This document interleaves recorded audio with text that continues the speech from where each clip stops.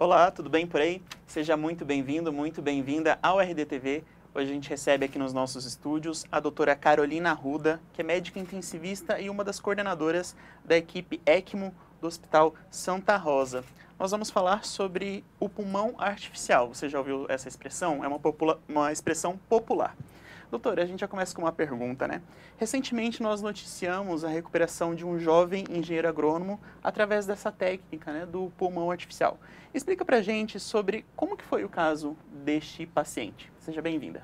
Obrigada pelo convite, pela oportunidade de falar para vocês um pouco sobre essa terapia. Bom, a terapia em ECMO, ela não é uma novidade na medicina, ela é instituída desde a década de 70. Inicialmente, ela foi utilizada para pacientes neonatos que tinham malformações cardíacas e não sobreviveriam além de alguns dias ou semanas, né? E foi inventada no intuito de atender essa população. E isso, com o passar do tempo, foi se especializando e se estendendo para os pacientes de outra idade.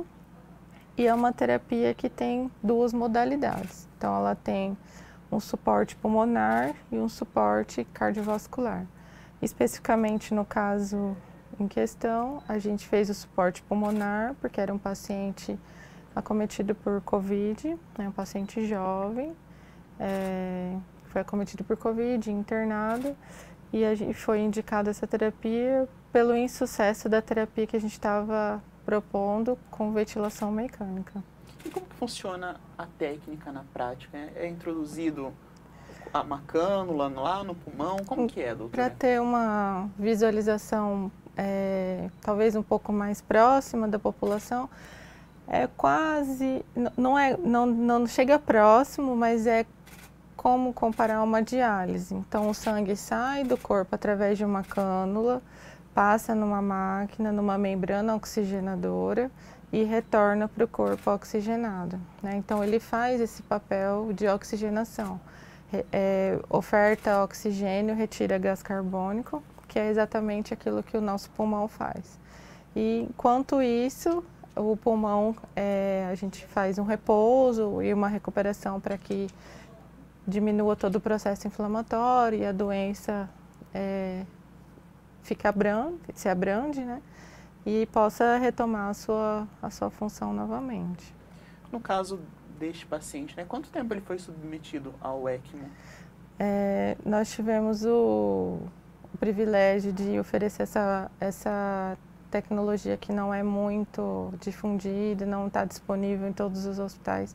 A gente conseguiu oferecer um suporte para ele muito precoce, então ele não chegou a entrar na fase crônica do Covid, isso foi um dos pontos que fez sucesso no tratamento dele.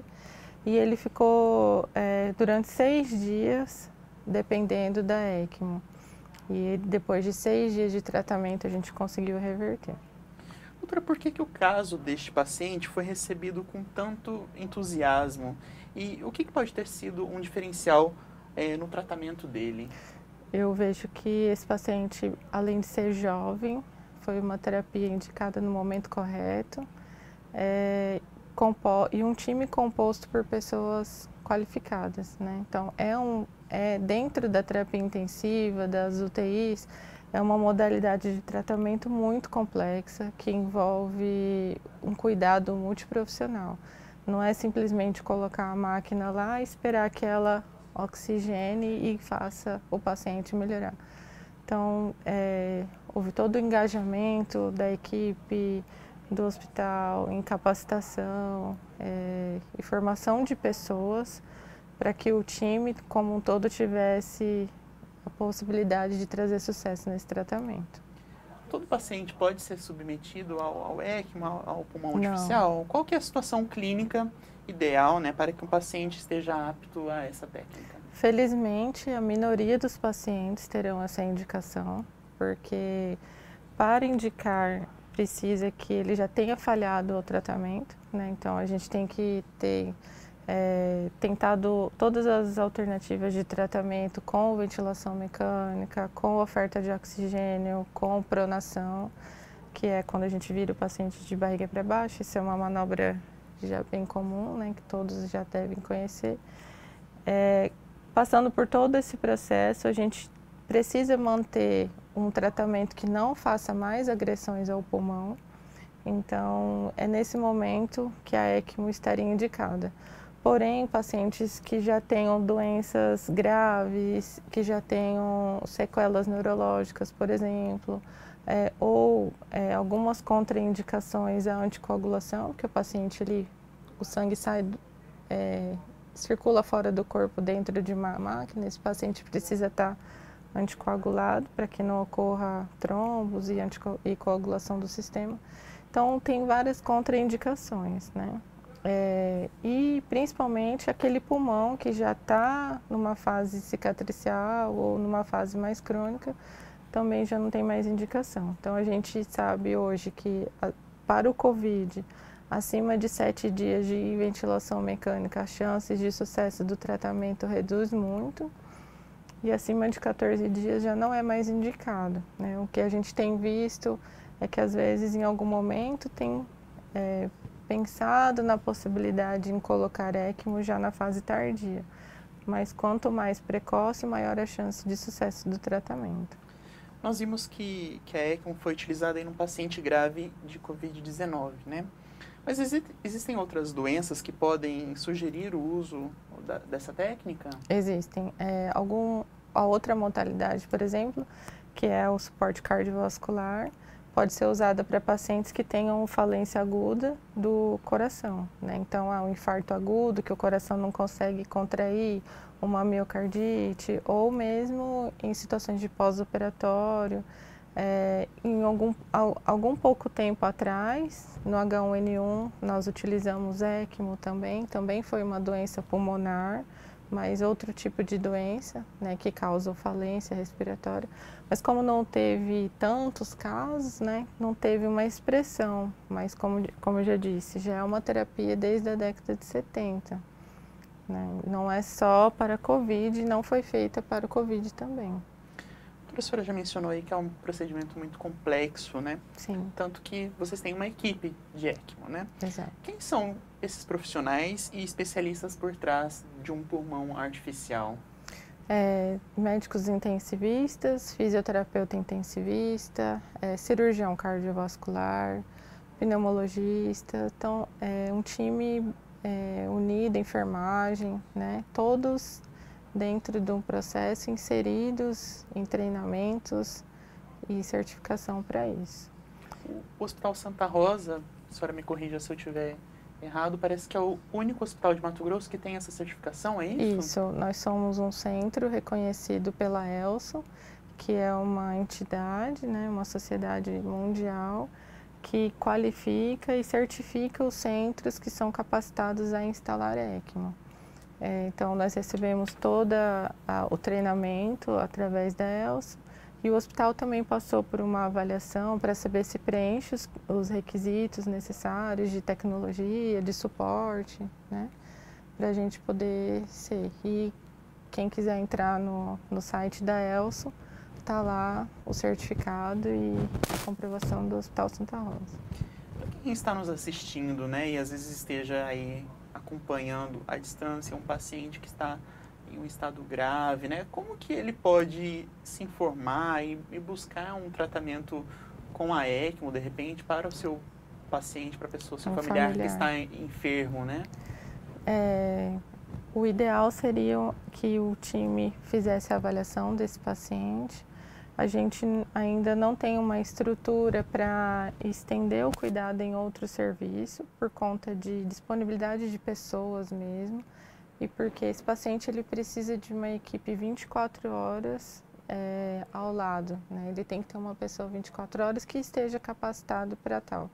Então, a gente precisa fazer essa avaliação e acabar transferindo para o nosso cuidado, né? Seria o cenário ideal. Mas é difícil falar essas coisas e pontuar isso, porque tem muitas particularidades, né? Então, o ideal é que o seu médico intensivista indique o tratamento e, tendo a indicação, nos procure para que a gente possa dar a melhor avaliação para esse paciente. Doutor, o que é esta técnica? Ela pode nos revelar enquanto outros possíveis tratamentos aí para o futuro, para a Covid-19 e outros tratamentos pulmonares? A ECMO, ela não trata a doença em si. Ela dá o suporte para o pulmão se recuperar enquanto a pessoa não morre sem a oxigenação. Então, a necessidade de oxigênio pelos tecidos na COVID, com a insuficiência pulmonar, ela não é suprida pelo pulmão. Então, a gente instala uma forma de oxigênio no cérebro, os rins e os outros órgãos ser ofertado através de uma máquina, enquanto o pulmão nativo se recupera. Então, ela não faz parte do tratamento. Ela é uma ponte para que a pessoa passe por toda a doença e recupere isso mais adiante. Assim como o suporte cardiovascular também. Ela não cura o infarto, não cura a miocardite. Ela dá o suporte para que, enquanto isso, a gente tenha outras opções de tratamento para esse paciente, ou uma programação cirúrgica, ou um transplante. Alguns pacientes já estão documentados fora daqui, em centros com maior experiência. Nós fizemos contato com médicos. O Chile é um país que tem muita experiência em ECMO também, fora aqui do Brasil. E lá eles ficam meses com o paciente em ECMO, às vezes aguardando um transplante pulmonar. Então, o paciente pode, às vezes, até ir para casa ou frequentar um restaurante com uma máquina portátil, né? Já numa situação bem mais avançada do que a gente. Mas é possível enquanto aguarda, pois o pulmão dele já não teria mais recuperação. Então, não é o aparelho que vai trazer a cura, ela é só um suporte para que a doença passe e a gente tenha um tratamento definitivo para isso. Então, a gente, em comparação ao Chile, por exemplo, a gente ainda não atingiu esse cenário ideal de acesso a essa tecnologia, né, doutora? Mas a gente já está, aos poucos, estamos caminhando para um futuro aí, quem sabe, ter esse tipo de tecnologia Com mais certeza. abrangente para a nossa sociedade, é isso? Isso. No Sudeste e no Rio Grande do Sul existem centros já bem experientes com a ECMO e com vários casos de sucesso, né? Em Mato Grosso, o nosso paciente foi o primeiro paciente sobrevivente, né, à ECMO.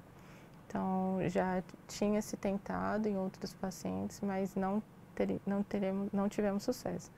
Então, de onde estamos até chegar ao nível do Chile, ainda temos um caminhar. Mas o que a gente consegue, e hoje é muito mais fácil, o contato e a troca de experiências com esses profissionais, né? Então, é muito fácil, nós aprendemos isso por videoconferência, né? Então, conseguimos conversar com pessoas lá no Chile, conhecer a experiência deles e trazer isso. O nosso paciente, por exemplo, ele ficou acordado, fazendo fisioterapia, sem ventilação mecânica em ECMO.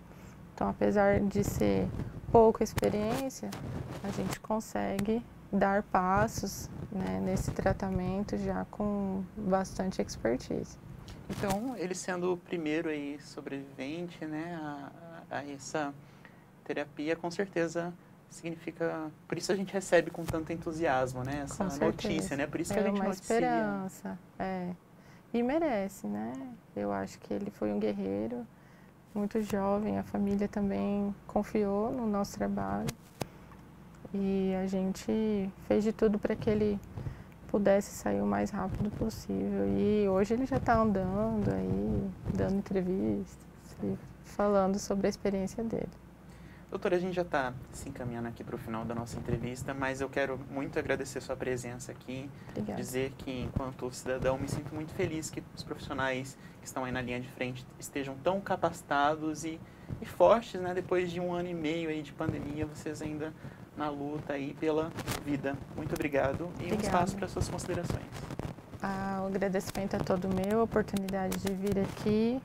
A gente gostaria que todos os casos fossem curados e todos pudessem vir aqui falar a sua experiência, mas o que eu gostaria de dizer é que ainda não acabou tudo isso, a gente precisa continuar se cuidando e respeitando essa doença que é muito grave. O Gabriel poderia não ter tido esse desfecho se não tivesse a possibilidade desse recurso. Então, é um motivo para se comemorar, mas a gente ainda tem muita coisa para lutar pelas pessoas que ainda precisam. Doutora Carolina Arruda, muito obrigado mais uma vez. Obrigada, e muito obrigado a você que nos acompanhou até aqui. Fica um convite para seguir o RD News nas redes sociais e o RD TV lá no YouTube. Vamos nos cuidar. Até mais, um abraço.